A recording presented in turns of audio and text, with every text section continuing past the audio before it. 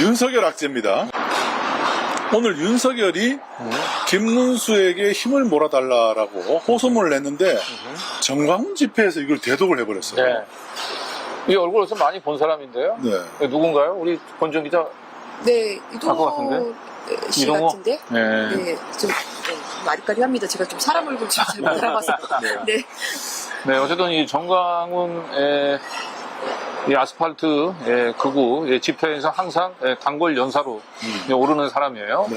정광훈이 직접 대독을 하지는 않았네요. 네. 예. 그렇긴 하지만 사실상 이것은 정광훈의 입을 통해서 윤석열이 김문수에 대한 지지를 보냈다. 네. 뭐 이렇게 뭐 평가해도 무방할 것 같아요. 그러니까 윤석열 입장에서는 지금 대한 탈당을 했기 때문에 네. 뭐 국힘에다가 뭐 이렇게 손을 뻗치거나 이러기는 좀 쉽지 네. 않았을 것 같고 네.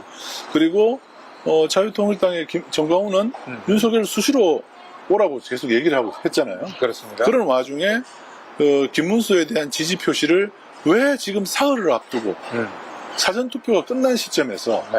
왜 지금 윤석열이 갑자기 나섰을까? 네. 이것도 좀 미스테리예요. 이것은 그래서 그 지금 TK 지역이 사전 투표율이 지금 아주 예상을 훨씬 밑돈 그렇죠. 아주 충격적인 수치의 투표율이 나왔거든요. 네. 전국 평균보다는 한 10% 정도 하회하는 호남 지역하고 비교해 보면 거의 2배 가까이 차이 나는 네. 그런 이 투표율 낮은 투표율을 기록을 했고 이걸 국힘당에서는 결국 그 김문수 그 후보가 윤석열에 대해서 뭔가 확실한 뭐 지지 의사를 보이지 않고 있어서 네. 결국은 그 국힘당의 이미 핵심 지지층이나 다름없는 윤석열 지지층들이 아직까지 이 투표 여부를 결정짓지 못하고 있는 거 아닌가 네. 이제 그렇게 판단한 것 같아요. 그래서 네. 결국은 핵심 극우 보수 세력들을 투표장으로 몰기 위해서는 뭔가 윤석열과 김문수가 한 몸이라고 얘기하는 것들을 좀 더 분명하게 네. 얘기해 줄 필요가 있다. 그러나 그걸 차마 김문수가 나는 윤석열을 지지합니다라고 할 수는 없으니 윤석열 쪽에서 거꾸로 김문수에 대한 지지 의사를 표시를 했던 게 아닌가. 그러니까 계속 그 김문수가 후반으로 가면서는 중도층을 어떻게든 포섭하기 위해서 계엄은 잘못됐다라는 걸 계속 강조하면서 얘기를 했단 말이에요. 네. 이제 그러니까 이제 정광훈 지지자들마저도 흔들릴까봐 지금 이런 수를 쓴 게 아닌가 싶고요. 맞아요. 이게 되게 자충수가 될 것 같습니다. 그리고 네. 이분은 이동호 씨가 맞네요. 이동호 씨에 대해서 좀 모르시는 분들이 있을 것 뭐 같아서. 정치평론가 정도로 아시면 되고요. 네. 뭐 여의도연구원 전 여의도연구원이 뭐 부소장. 소장, 부원장. 예, 부원장이었던. 여의도 연구원은 국힘의 네. 산하기고. 네. 네. 네. 이거를 오늘 윤석열의 등장은 국힘 입장에서는 이것도 또 하나의 악재입니다. 왜냐하면 개헌 네. 트라우마를 또 네. 내란 근데 이게 트라우마를. 이제 악재 당초 국힘당하고 협의가 되지 않았다면 악재일 텐데 네. 국힘당하고 모종의 그 김문수 캠프하고 교감을 가지고 했다면 이건 악재라기보다는 핵심 지지층의 동요와 이탈을 막기 위한 그런 포석으로 이해를 네. 해야 하는 게 맞죠. 마지막에 가서는 이제 정광훈과 윤석열과 김문수는 한 몸이라는 걸 한 번 더 강조해주면서 결집을 시도한 건데 참 이거 본인들이 스스로 자승자박하는 네. 꼴입니다. 자, 그 정광훈 집회에서 그 호소문을 낭독하는 그 장면을 영상으로 준비를 했거든요. 같이 한번 보시죠. 자, 여러분들이 많이 보고 싶어 하는 분인데, 윤석열 대통령께서 드디어 강화문 애국 국민들께 메시지를 전해왔습니다! 이 메시지를 대한민국에서 아나운서보다 목소리가 더 좋은 이동호 교수가 직접 낭독해드리겠습니다.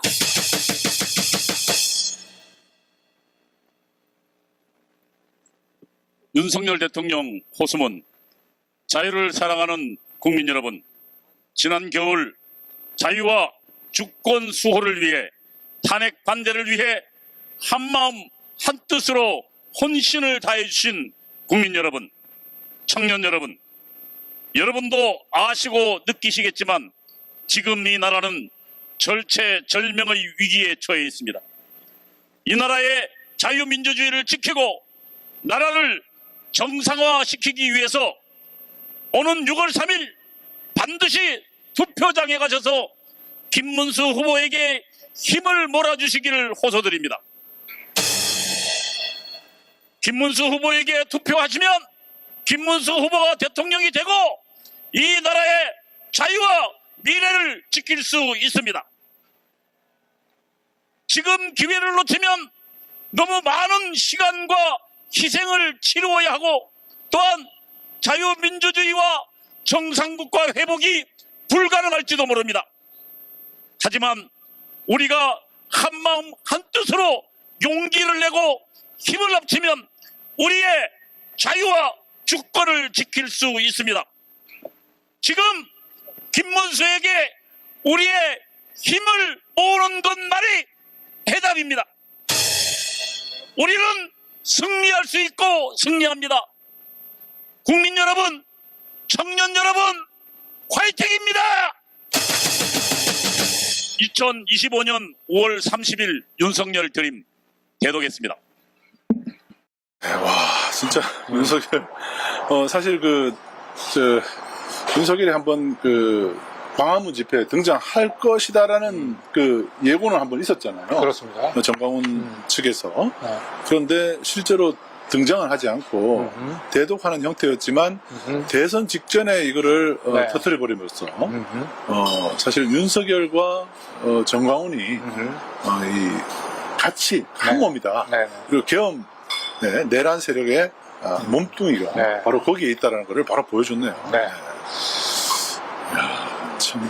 이 국힘은 글쎄요, 이게 김문수 후보 입장에서는 이게 양면이 있어요, 그죠? 하나는 뭐 자기를 지지해 달라 그러니까 뭐 윤석열 지지자들이 어디 도망가는 건 아니고 자기한테 지지해 줄 수 있는 본투표 날 그런 여지를 열었다고 생각은 되겠지만 중도 확장은 포기했다고 봐야 되지 않습니까? 이 정도면 중도 확장 중도 포기했다고. 확장을 이제 뭐 완전히 포기할 수는 없겠죠. 네. 예, 그러나 오늘 보니까 이 김용태 네. 비대위원이 네, 12번 슬라이드입니다.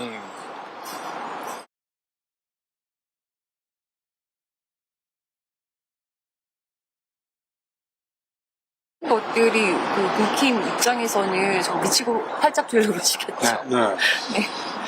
김용태 비대위원장이 이런 말을 했어요. 윤석열은 사실상 출당됐다. 국민의힘 근처에 얼씬도 하지 마라. 네. 이 얘기를 어느 언론사가 기사를 냈냐면 조선일보가 기사를 냈습니다. 네. 네.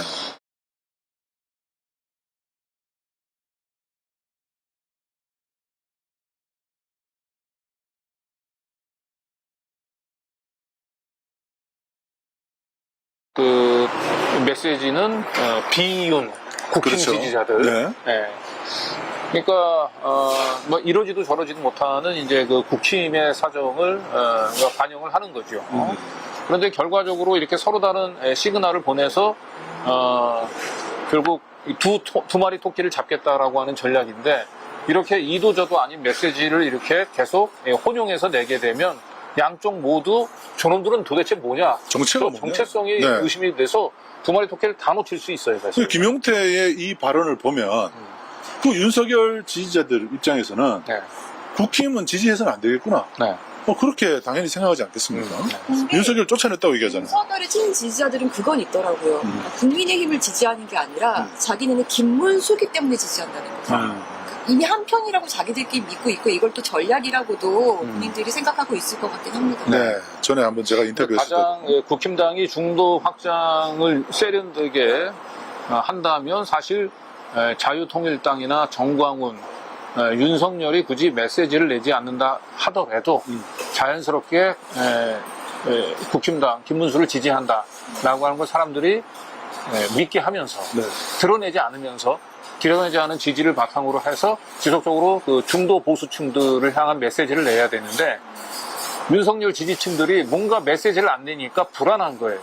김문수 쟤 믿어도 돼 저러다가 윤석열 유장 탈당이 아니고 진짜 팽시키려고 하는 거 아니야? 뭐 이런 불안감들이 그래서 결국 TK 이제 그 사전 투표율이 지극히 낮은 결과로 이제 드러나니까 메시지를 안 내면 안 되겠구나. 우리 김문수 후보는 윤석열을 배신하지 않는다. 그리고 그걸 넘어서 한 몸이다라고 하는 보다 확실한 메시지를 낼 필요가 있다라고 판단을 했던 것 같아요. 저는 지지자들보다도 정광훈 씨가 불안했다고 보이거든요. 네. 그러니까 그걸 통해서 봐봐, 내가 이 윤석열 표를 너한테 몰아줄 수 있는 사람이야. 그러니까 너 나한테 잘해야 돼. 네. 나하고 약속한 거 어기면 안 돼. 그 시그널일 수도 있다고 봐요. 그래요. 그 누굽니까 그 자유통일당 후보 사퇴하면서 네. 뭔가 약속을 한 게 있겠죠. 지금 그쪽에서는 구주와 그 김문수 되면은 구주와 총리 될 거라고 믿고 있어요. 자기들끼리 국정원장 장관 다 정해놓고요. 네, 그런 뭐, 와중에 윤석열의 저런 네, 네. 지지선언, 자유통일당을 통한 지지선언 네. 의미심장합니다. 네. 여기서부터 지금 본인들끼리 벌써 밥그릇 나눠먹기 싸움을 하고 있다고도 보이는 거거든요. 이 즉슨 만약에 그 김문수가 대통령이 된다면 그럴 가능성 많이 지금 낮아 보이긴 하지만 그렇게 되면 서로 밥그릇 싸움이 엄청 치열할 거라는 얘기이기도 한 거예요. 네. 정광훈 쪽, 그 이영수 씨를 네. 비롯한 뭐 신천지 쪽, 뭐 가만히 있겠어요 다들? 네. 이준, 한동훈, 난리 버거지가 당권 싸움에 네. 지금 이제 자유통일당도 숟가락을 들고 지금 네. 있다. 그런 그렇죠. 거. 그죠? 자, 그리고 문제는 이제 개혁신당 이준석이 이거에 대해서 지금 어떻게 볼 것이냐. 네. 이게 좀 문제예요. 사실상 이제 물론 이제 윤석열에 대해 윤석열이 김문수하고 한 몸이라고 13번 슬라이드입니다. 네. 개혁신당이 이렇게 얘기를 할 수밖에 없어요. 개혁신당은. 그렇죠. 그죠? 예. 그리고 이렇게 된다면 이준석하고의 단일화는 점점 더 어려울 것 같아요. 더 어려워진 거죠. 네네. 예. 사실 뭐 이틀 남았다 하지만 뭐 하루 전에도 할 수 있는 거고 뭐 그렇기 때문에 네. 왜냐면 뭐 선거 아직 본투표 왜냐면 국힘 지지자들은 지금 이 사전투표 별로 안 했단 말이에요. 네. 그래서 본투표에 이제 확 왕창 몰아갈 텐데 뭐 이준석 김문수는 하루 전에도 단일화 할 수 있는 거예요. 네, 그렇긴 한데 네.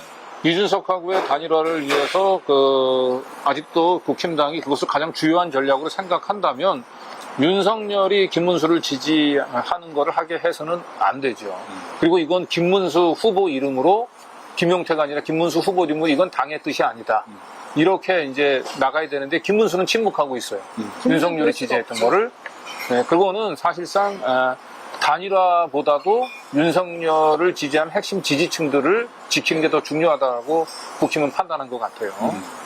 그리고 사실상 한덕수 추대위를 만들었었던 그러니까 윤석열, 김건희를 뒤에 업고 있는 그 새들이 지금 김문수 쪽에 붙어 있잖아요. 네. 그거를 지지를 자기가 대신 받고 있는 상황에서 그럴 수가 없죠. 윤석열 내칠 수 없습니다. 네, 그러니까 한마디로 이것은 선거에 이기기 위한 전략은 아닙니다. 뭔지 모르지만 네.